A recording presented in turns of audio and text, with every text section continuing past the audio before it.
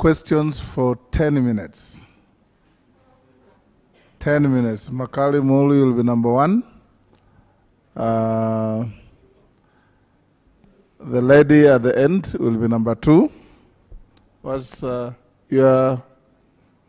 Is that Honorable Naomi Wako? Yes. I will jump to the next level. The Honorable Member shaking his hand at the back. That's number 3. Which way? I'll give to the Honorable Member from, is it Mandera? Mandera number 4. I need a lady, an honorable lady.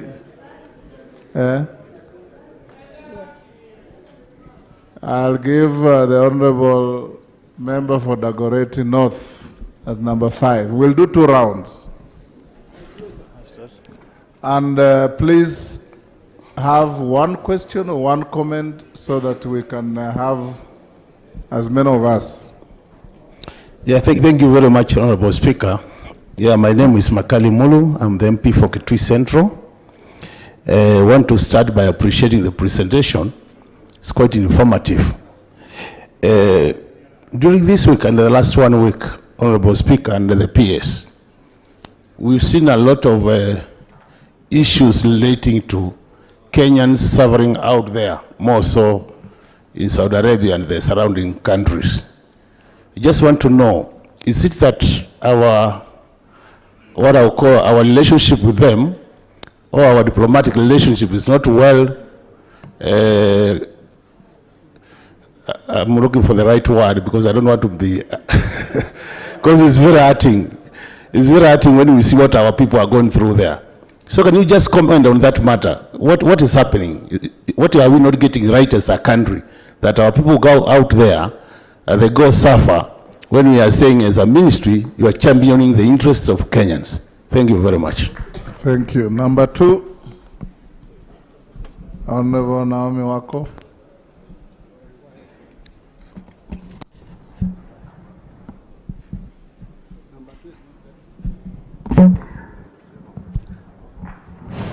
Thank you very much, Mr. Speaker.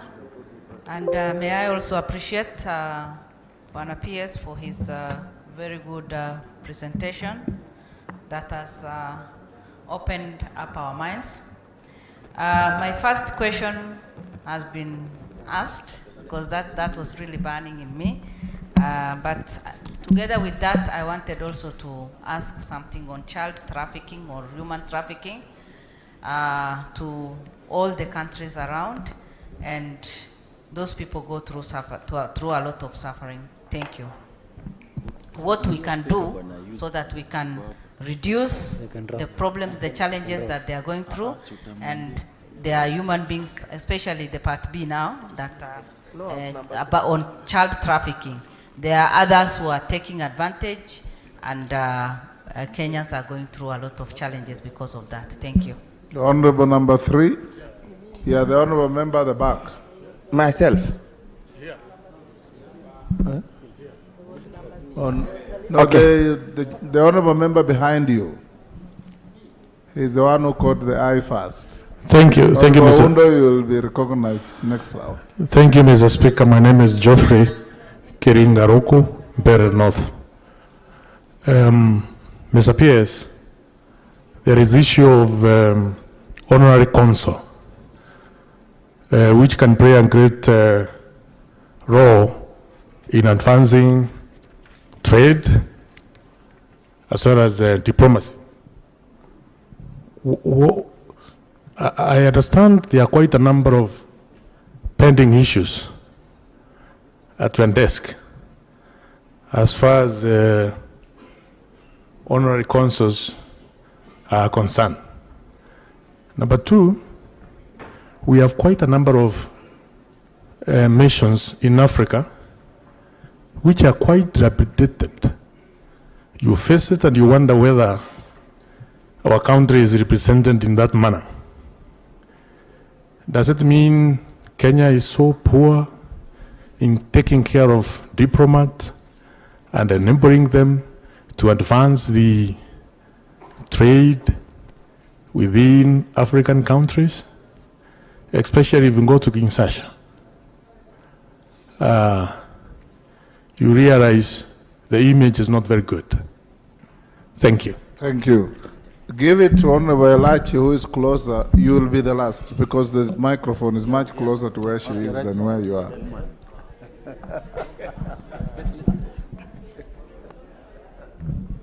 Mheshimiwa Muya, we'll have another round. We'll come to you. Thank you very much, Mr. Speaker. PS, thank you for elaborating the whole program of not really much, but just my question is one. We've seen the issue of Morocco and Sahrawi, and I think this is Parliament where some of these issues can come back and relook at legislation and ask ourselves what went wrong between Morocco and why are we in Sahrawi and what were the reasons then and now. Why I'm saying that, you look at Morocco, we know that we can do a lot of trade with them. We know that our students used to go to Morocco and will find a friendly environment.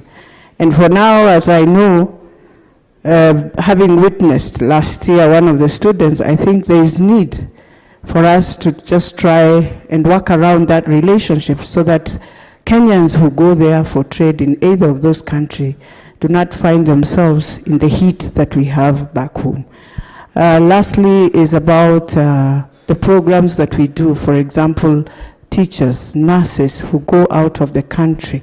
Is there a way that now Parliament can be able even to audit so that every constituency in this country would say, within the 5 years, we've had students who came from this constituency and have benefited from the programs that government bring? Honorable number 5. Actually, you are number 4, but now you're number 5. I'm promoted. Thank you, Mr. PS, for the very elaborate presentation. I hope we shall have a few more of this. Mine is 2 very quick ones. The first one is visa denial by Americans and British for members of parliament going for official duties. Some members of parliament, some people, some of us, before we became members of parliament, were able to go into America and out so easily. But after having becoming a member of parliament, you are denied.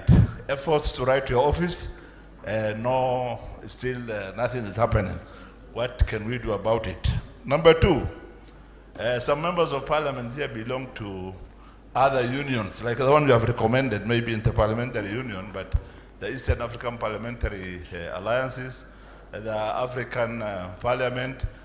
And when we make trips with those other parliamentarians, they have what is called diplomatic passports, and they get very easy pass. But the 1 or 2 Kenyan member of parliament with them, since it doesn't have a diplomatic passport, is retained there for a while, the question here and there, and it is very embarrassing indeed. What can we do about it? Thank you. Thank you, Balozi. You can deal with those, then we do another round. Yes, thank you very much. Honorable Mulu, Saudi Arabia. Let me first of all say that we have millions of Kenya in the diaspora. Number 1. Number 2, we have, as I said earlier, over $310 million a month coming from the diaspora. Our diaspora experience is an exciting and positive experience. It's very important we never lose sight of this. Why do I say this? I say this because the number of unfortunate stories, and they are tragic, and we've had deaths. I don't want to be quoted because the number can vary, but between 80 and 100 deaths abroad every year. But against 3, 4, 5 million people in the diaspora, it is the kind of death rate that you would find at home anyway. That's number 1.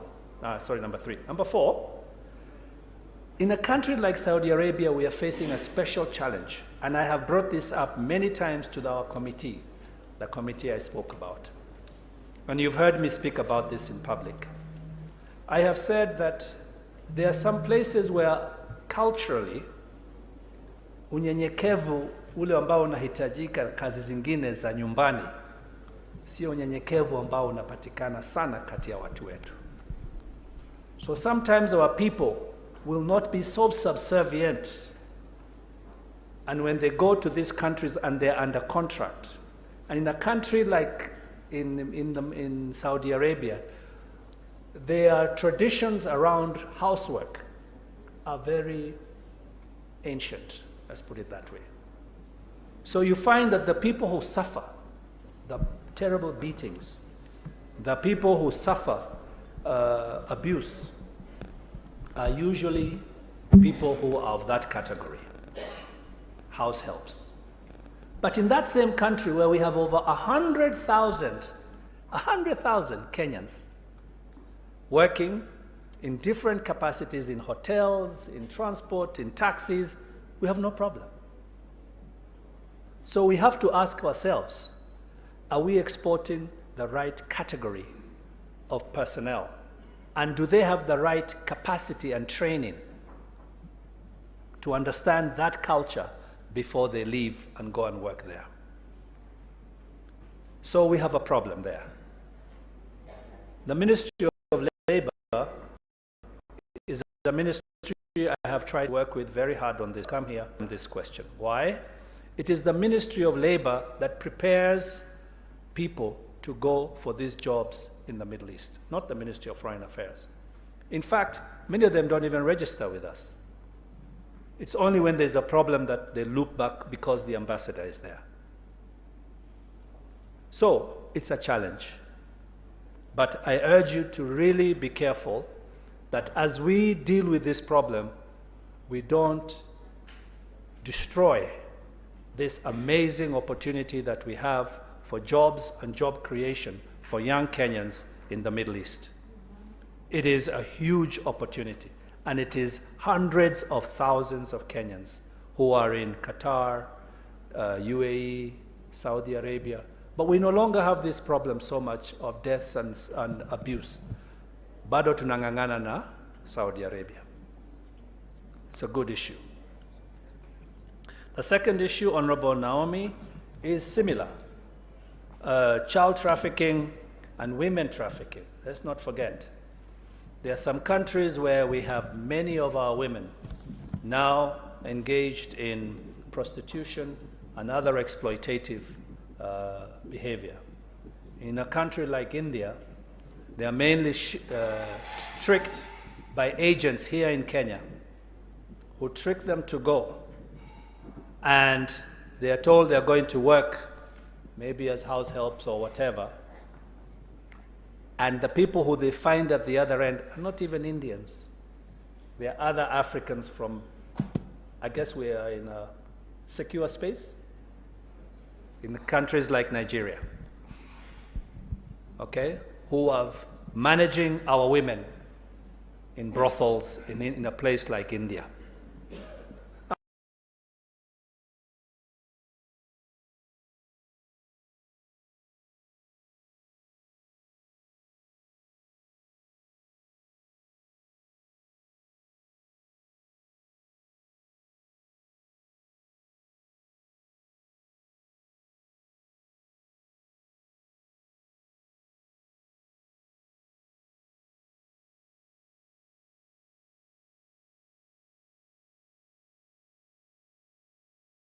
That issue.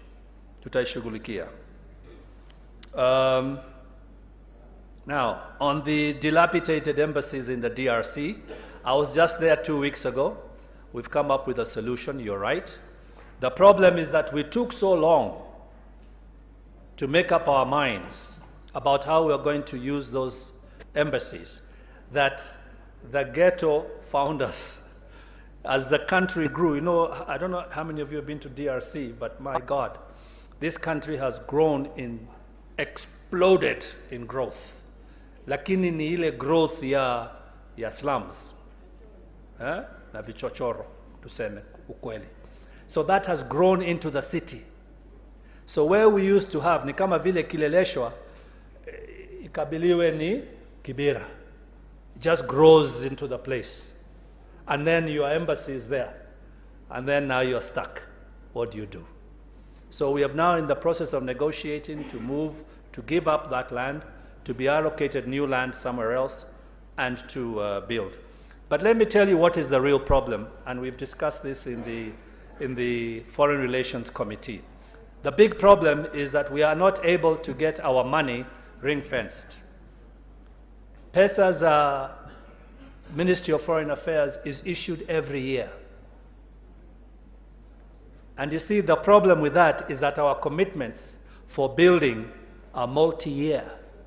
You can't build an embassy in 1 month or in 1 year. So you need commitments that will roll over to the next year. So if you don't get your money guaranteed for the next year, what happens? You stop building. If you look at Tanzania, Uganda, Ethiopia, and you look at their embassies in the world, utalia ukiona zetu. Because they have ring-fenced the resources of the Ministry of Foreign Affairs. So once you make a decision, you're going to build, that money is available to you year in, year out, until you finish building, according to your budget. The money is not taken away because kuna tatizo la budget this year, or because another priority has come up. It's a serious problem for the Ministry of Foreign Affairs. We are not able to secure our assets because we are not able to secure predictable budget. Hiyo ndio shida yetu. Madam Elaki, Morocco, Sahrawi, we have a simple issue here, which has been overcomplicated by the politics of North Africa. It's a simple issue. The United Nations and the African Union believe in the protection of people's rights to freedom. This country became free because we used to be in what they call the Trustee Council of the United Nations. Okay? There is a council in the United Nations from the days of Ukoloni that has been helping countries become free. Kenya was there, Tanzania was there, Uganda was there, all of us were there one time. Over the years, we have found our freedom from our colonial master. In the case of Sahrawi, it used to be called Spanish Sahara. It used to be a Spanish colony. Bahati yao mbaya, when the transition came, the Moroccans managed to negotiate a protectorate over Sahrawi. Kama vile Britain ilikuwa protectorate over Tanzania. But when Tanzania began to fight for its freedom, Britain did not say, lazima ikae kwetu. Challenge ya Sahrawi ni ya kwamba Morocco has retained oversight and control over Sahrawi. And let me tell you, Sahrawi is rich. Phosphates. Hiyo fertilizer ambao tunasikia, mjue inatoka wapi.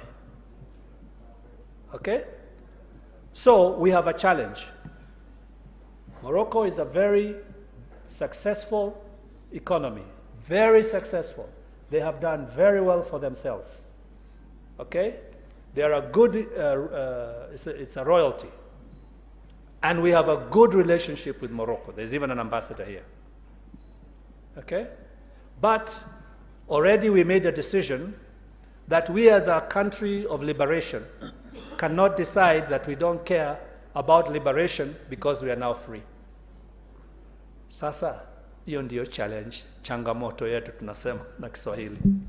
Because we have to decide how we reconcile our liberation credentials against our relations with Morocco. And we also have to decide, which is actually more important, which is what the Deputy President said yesterday, that we must respect our commitments to the United Nations and to the AU. And those commitments are to protect countries like Sahrawi so that they find their way to freedom. And there is a framework to negotiate that within the AU and the United Nations. So we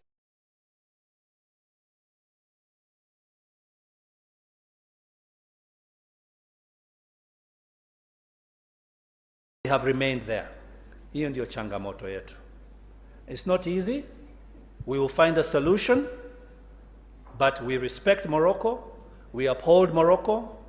We believe it is a country that we can do amazing business with, and it is a country with great promise, Morocco. But at the same time, we cannot abandon a country that has gone through what we went through and say, sasa najiondokea, hiyo shida ni yenu. Remembering that Kenya is highly regarded.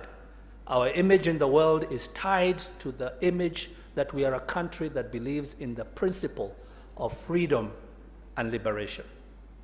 That principle is the principle that gives us all freedom to be who we are. Let me also now talk about teachers and nurses. You're right, but that question is better asked to the Ministry of Education and the Ministry of Health. But I will tell you this, because we negotiate those treaties. Believe you me, when we negotiate those things, we don't negotiate with counties in mind. We negotiate with Kenya in mind. And when we're given 20,000 nurses by Britain, or 50,000 teachers by country Y, it is then the Ministry of Education that has to undertake the challenge of identifying and deploying those teachers, or the Ministry of Health. Sisi kazi yetu ilikuwa ishaisha as the Ministry of Foreign Affairs. So that is the challenge. But I agree with you that we need a fair hand, because those spaces are for all Kenyans. Yeah? Honorable MP for Mandera, visas. Asa. The truth of the matter is that this is a challenge that is causing a lot of headaches for them. If you ask the Americans today, what do they tell you? Or the British? That they were undone by the COVID crisis, by which they mean that they had such a huge backlog of people wanting to go to America. All those visas and passports that expired during those 2-3 years of COVID. Suddenly those people from Europe, China, wherever, suddenly, and there are millions, wanted to get their visas and to go to where? To America. So suddenly, these people who had the same clerks working to issue the visas were overwhelmed. So that is their first story. Tulia kidogo. There's some truth to that story, because how many of you have been to Europe? Have you noticed they're not able to process people through their airports? Their airports are in crisis. Why? Because they hired private sector to handle the processing of people at airports. When COVID came, what happened? The passenger travel plummeted, right? When passenger travel plummeted, the private companies fired the people. Why do you need security guards and people doing A, B, C, D if there's no passengers? When transport and travel came back, they did not hire quickly enough, and they did not train quickly enough. So suddenly, they had a lot of passengers, but no capability to process them through airports. Crisis. They are solving it. Now let me tell you the other challenge, which is probably the one you want to point me to. The governor was here just now. What did the governor say? He said that you are now a what? A PEP. I think that's what he called it. A politically exposed personality. Once you become a member of parliament, once you become a highly active political actor, you don't have to be a parliamentarian. Just your Twitter handle has got 1 million people. Huh? That is enough to trigger the fact that you are now a politically exposed personality. Which means, because of the US legislation, which was put there in the Obama years, that they are now keeping an eye on people who are politically active, not just for money, which is what the governor was speaking about, but also for political activity. And therefore, your visa is now referred to Washington. So you go there with your shemegi anapewa visa yake, anajiondokea naenda America. Wewe ni mdosi wa kutoka parliament, unaambiwa you wait. And once it goes into reference, it now joins a long queue. Sometimes you can take 3-4 months. You even give up and go and take your passport. So this is a challenge we're facing. The other thing which is stopping now, but since we are in a free country, I can speak my mind, they were beginning to use visa for their own national interest. Okay? See, I told you foreign policy is about projecting your national interest. They were beginning to use visas for their own national interest. You see? So if I don't like Honorable Kainan, naanza kumfinya. Comes ask for a visa, ambia ngojea kidogo ndugu yangu. Sorry, it's been referred. Sorry, there's a backlog. Sorry, there's this. Sorry, there's that. Before you know it, you've given up. Whatever you are going for, imepita. Thank you, Balozi. The fact. And I think that's it. We'll Diplomatic do- passport for people, we can talk about that. I had promised Oundo and Muya. I'll pick Banning. Who is Banning? Kiminini? Kostirani? I am Mheshimiwa, the lady at the end, and then I'll give the honorable member for